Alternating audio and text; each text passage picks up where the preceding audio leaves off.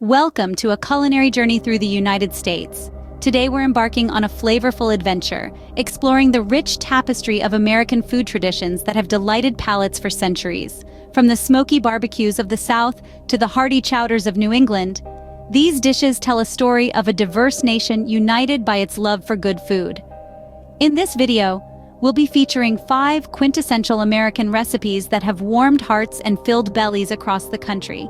We'll be firing up the grill for some tender BBQ ribs, simmering a rich and creamy clam chowder, baking a comforting chicken pot pie, stirring up a pot of spicy gumbo, and of course, rounding it all off with a sweet and flaky apple pie.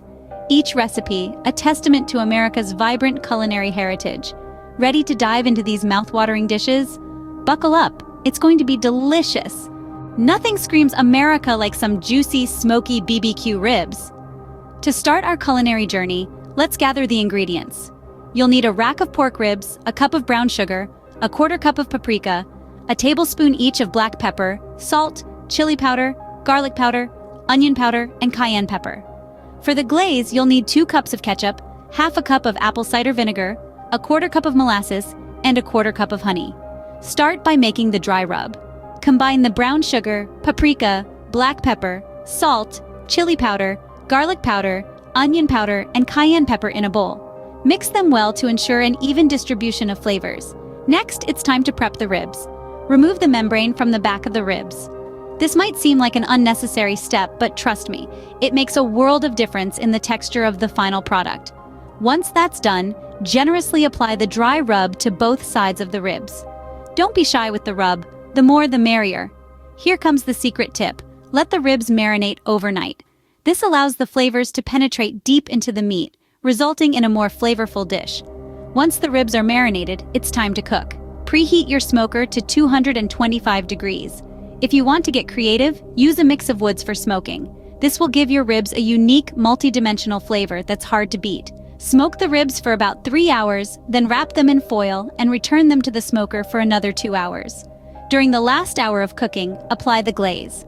To make the glaze, simply combine the ketchup, apple cider vinegar, molasses, and honey in a saucepan and simmer until it thickens. Finally, remove the ribs from the smoker and let them rest for a few minutes before slicing. This allows the juices to redistribute throughout the meat, ensuring every bite is as juicy as the last.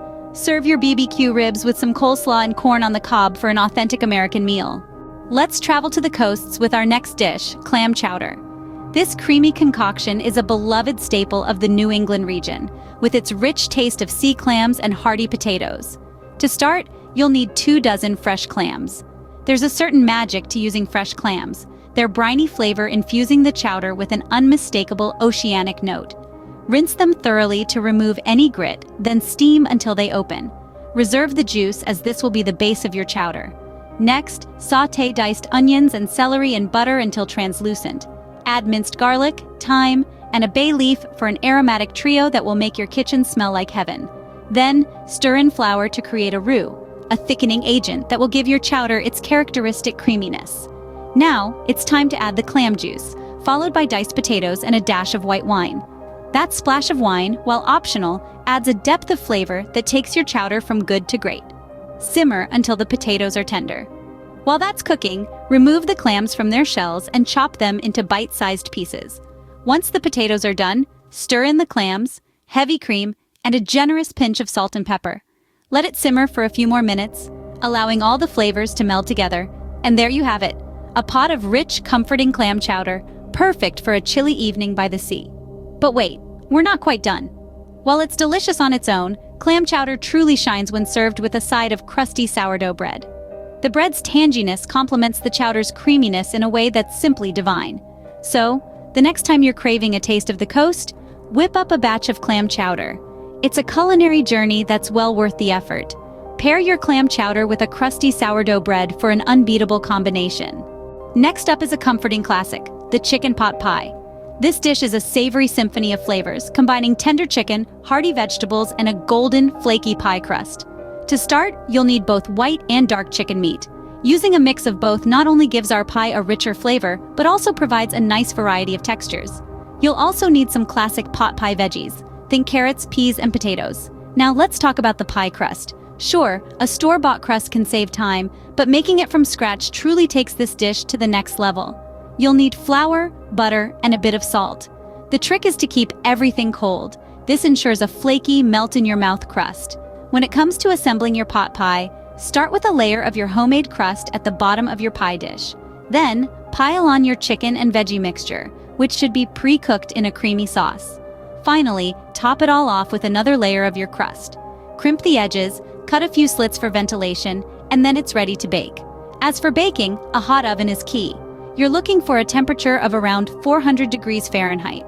This high heat ensures that your pie crust becomes beautifully golden and flaky, while the inside stays moist and flavorful. Bake for around 30 to 40 minutes or until the crust is golden and the filling is bubbling. Once it's done, let it rest for a few minutes. This allows the filling to thicken up a bit, making for a more enjoyable eating experience. And there you have it, a homemade chicken pot pie that's sure to warm your heart and your stomach. Remember, a good chicken pot pie isn't rushed. It's a labor of love, from the homemade crust to the rich, creamy filling. So take your time, enjoy the process, and most importantly, savor every bite. Enjoy your chicken pot pie hot out of the oven for a warm, satisfying meal. Our next dish takes us to the vibrant South with a hearty gumbo. Let's dive into the world of Southern flavors, and what better way to do that than with a pot of gumbo? This dish is a true celebration of the melting pot that is American cuisine, with its roots in both French and West African cooking. To start, you'll need some key ingredients. First and foremost, we have the holy trinity of Southern cooking: onions, bell peppers, and celery. These are the backbone of your gumbo, providing a flavorful base for the dish.